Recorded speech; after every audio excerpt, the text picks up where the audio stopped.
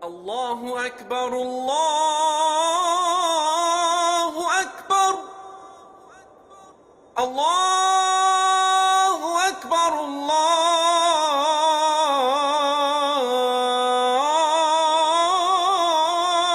أكبر.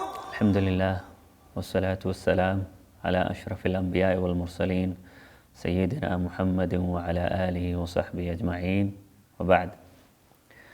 Dear brothers and sisters, in the past few weeks, the topic of discussion was on family and all that entails the family matters. This week, God willingly, we shall discuss a very, very vital topic that touches on all families. A topic that doesn't leave the young ones nor the elderly ones. A topic that most of us fear to discuss it. And maybe some might say, kindly change the topic if you start discussing about this topic. But the reality check is that when we look back at ourselves and reflect on how we live from one day to the other, we of course do need some balance so as to stick to the right path.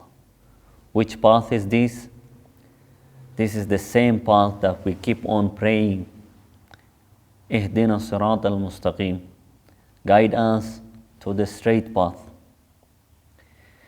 And for a person to have a balance in this life, then indeed we need two things in our lives. The first one is hope. You hope that by abiding by the teachings of the religion, by following the commandments of God, you shall pray, you shall fast, you shall give charity. By doing all these, we are hoping that tomorrow, in the hereafter, God places us in a good place. That is number one for hope. And the second thing that we need in our lives is fear. We need to fear the punishment of God. We need to fear to transgress. We need to fear to cross the boundaries. The religion has given us a scope, and therefore we are to stick with this scope. Therefore, we need these two things in our lives so that we can have the right balance. That is hope, and number two, fear. When we look again at this short life of ours, yes, indeed, this life of ours is short. And how do we know that? We can know it by the teachings of the religion. And our Prophet Muhammad, peace be upon him, he says, أعمار أمتي ما بين 60 و 70, that the age limit, that the lifespan of my people is between 60 and 70. And it's only a few who will attain that. So this is a clear indication that this life is short. Ask an old man how he led his life. He will tell you it's just like yesterday. So that is 60 to 70 years is something very, very short. And within us is a ticking time bomb. Our heart is beating. So this time bomb is awaiting to explode when the time elapses. And just when will it elapse? Al-ilmu indallah. God says, ila ajali musamma, until a specified period of time. It is like this thing is on our necks. Or let's say the sand hourglass. The more the sun moves from the top part to the bottom part, the more the sun depletes from the top part. Same way, our lives are like that. But this time, we cannot turn over the sand hourglass because life has no reset button. Okay, up to there.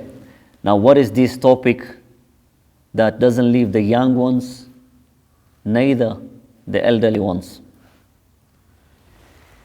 I think by now, with that brief introduction, you might have a clue, and if not, then let us continue to magnify it even more and more.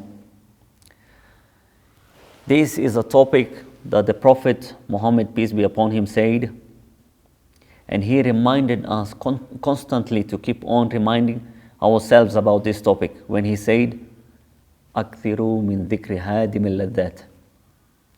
Abundantly remember the destroyer of pleasures. Therefore, what is this destroyer of pleasures? A clear example is, let's say, a doctor tells you that in this life you have a few days to live.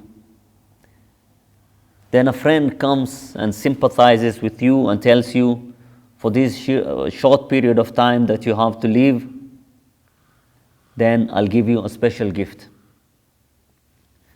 Go to a hotel, a 5-star hotel, I will book everything and I will pay it on your behalf so that you can enjoy those services and go to the hereafter with good memories from this earth. Now the question is, will this person who knows that he has a short period of life, will he enjoy the benefits that this 5-star hotel is giving? The question absolutely is no, because he keeps in mind that after a few days I'll be leaving this earth. Therefore, he cannot enjoy the pleasures of this world, and that's why the destroyer of pleasures is mentioned, meaning death, al-maut. Imagine of this, the angel of death passes by us so that the angel can take the soul of another person. Now it will reach a time when the angel of death will pass by other souls, other lives, so that it can reach to your life and take it. This is what we should all be prepared for. It's a very, very terrifying topic. The Prophet, peace be upon him, he advised us to be visiting the graveyards. Why? The reason is, by you visiting the graveyards, you keep on reminding yourself that this life is short, and eventually, one day, one time, I will be in such a place. فَإِنَّهَا تُذَكِّرُ الْآخِرَةِ. It keeps on reminding one of the hereafter. There is a person who puts his WhatsApp profile picture, a picture of the grave. And when he was asked, he said, this is a reminder to myself. This is the place that I will take most of my time. The worldly life can be 60 to 70 years, but the life a person spends in the grave is more and more and more. A man was asked by the messenger of God, peace be upon him, who is the most wise of people, O messenger of God? He replied, أكثرهم ذكرا للموت وأشدهم استعدادا له. The one who remembers death most often and the one who is well prepared to meet it. أولئك هم الأكياس ذهبوا بشرف الدنيا وكرامة الآخرة. These are the wise, honorable in this life and dignified in the hereafter. Then the Prophet, in another narration, he says, الكيس من دان نفسه وعمل لما بعد الموت. The wise one is he who reproaches himself and acts in preparation for what is after death. The choice of this topic is because this life of ours is a mixture between hope and fear. And that's why some topics are on hope and some topics are on fear. And we shall mention both hope and fear so that we can have that balance and not transgress the teachings of the religion. A wise man, one of the scholars, he said, death has exposed the reality of life and left no reason for one with a sound mind to be happy in it, because this is the destroyer of all pleasures. Another one said, the remembrance of death deprived us from enjoying our families and our wealth. Allah subhanahu wa ta'ala tells us on the certainty of this topic by saying, كُلُّ مَنْ عَلَيْهَا فَانٍ, that indeed everyone who is on the face of the earth shall perish. وَيَبْقَى وَجْهُ رَبِّكَ ذُو الْجَلَالِ وَالْإِكْرَامِ, and there will remain the face of your Lord, honor of majesty and honor. You'll find nowadays mawtul ghafla, that is death striking unawarely. And in this era it has increased. People long ago, they used to prepare for death. They used to dig their own graves, buy all the materials necessary for their burial, and say, this will be my final abode. But nowadays, tell someone to dig his own grave. That is very terrorizing. But those people were preparing themselves for the hereafter. Nowadays, we love the world. We cherish, we put the worldly needs before the hereafter. And that is the problem with us.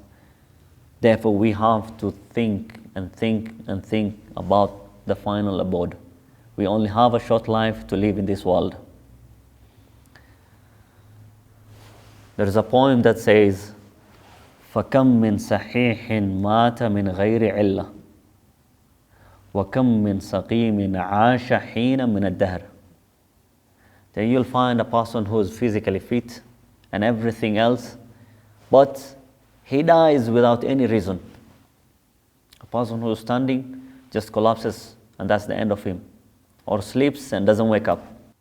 In a hadith, عن ابن عمر رضي الله عنهما قال, أخذ رسول الله صلى الله عليه وسلم بمنكبيه فقال, that the Prophet صلى الله عليه وسلم took this Sahaba, Abdullah ibn Umar, may Allah be pleased with him, by the shoulder, and he told him, كن في الدنيا كأنك غريب أو عابر السبيل. Be in this world like you are a stranger or a wayfarer, a person who is passing by. This is more similar to the pastoralists and the way they live. They build temporary homes, knowing that tomorrow they will live to other greener pastures. Same way, we shall not comfort ourselves in this world because we will depart it. The more we say, this is my property, the more we want, ألهاكم التكاثر حتى زرتم المقابر, until you visit the graves. The more you will want wealth, keep in mind that this wealth, you will leave it. And this wealth will be taken by the heirs or the inheritors. منكم من يريد الدنيا ومنكم من يريد الآخرة. Amongst you are those who want this world, and amongst you are those who want the hereafter. And God has put it clearly in the Holy Quran that those who want this world only, they have no portion in the hereafter. They will be given whatever they need in this world, as per the way God has destined. But in the hereafter, they'll have nothing. But those who strive for the hereafter, they'll be given what they want in this world and in the hereafter. God says, وَمَنْ أَرَادَ الْآخِرَةَ وَسَعَى لَهَا سَعْيَهَا وَهُوَ مُؤْمِنٌ فَأُولَٰئِكَ كَانَ سَعْيُهُمْ مَشْكُورًا. And whoever desires the hereafter and strives for it as he ought to strive, and he is a believer, as for these, their striving shall surely be accepted. Now, funny enough is that we all pray for paradise and everything else. We all pray for a good life. رَبَّنَا آتِنَا فِي الدُّنْيَا حَسَنَةً وَفِي الْآخِرَةِ حَسَنَةً. A good life in this world and in the hereafter. But now here comes the problem. We do not want to die. And death is a transition that awaits all. We will all sip from the glass of death. كل نفس ذائقة الموت. This is a certainty. Every soul will test death, will drink from the glass of death, whether you like it or not, whether you're young or adult. There's nothing as, I'm too young to die. There is no guarantee in this life. وَإِنَّمَا تُوَفَّوْنَ أُجُورَكُمْ يَوْمَ الْقِيَامَةِ. And you will only be given your full compensation on the day of resurrection. فَمَنْ زُحْزِحَ عَنِ النَّارِ وَأُدْخِلَ الْجَنَّةِ فَقَدْ فَازَ وَمَا الْحَيَاةُ الدُّنْيَا إِلَّا مَتَاعُ الْغُرُورِ. And he who is freed from the hellfire and is put to the paradise, then this person has achieved, has won. And what is this world except the enjoyment of delusion? Allah subhanahu wa ta'ala tells us again in another ayah about the certainty of death. وَجَاءَتْ سَكْرَةُ الْمَوْتِ بِالْحَقِّ ذَلِكَ مَا كُنْتَ مِنْهُ تَحِيدٌ. And the agony of death and the pain of death will come with truth. That is which you cannot evade. Another ayah, قُلْ إِنَّ الْمَوْتَ الَّذِي تَفِرُّونَ مِنْهُ فَإِنَّهُ مُلَاقِيكُمْ ثُمَّ تُرَدُّونَ إِلَى عَالِمِ الْغَيْبِ وَالشَّهَادَةِ فَيُنَبِّئُكُمْ بِمَا كُنْتُمْ تَعْمَلُونَ. Say, indeed, the death from which you flee, the death from which you run away from, indeed, it will meet you. Then you will be returned to the knower of the unseen and the witnessed, and he will inform you about what you used to do back here in the world. أينما تكونوا يدرككم الموت ولو كنتم في بروج مشيدة. Wherever you may be, death will overtake you. Even though you be in towers built up strong and high. أينما تكونوا يدرككم الموت ولو كنتم في بروج مشيدة. Therefore, brothers and sisters, this is a sad reality that awaits us all. What is needed of us is that we get to be prepared for this. And how do we prepare for this? By following the commandments, by following the teachings of the religion. Until we meet next time, may Allah subhanahu wa ta'ala take good care of us. اللهم اجعلنا من الذين يستمعون القول فيتبعون أحسنه. صلى الله على خير خلقه وصحبه أجمعين.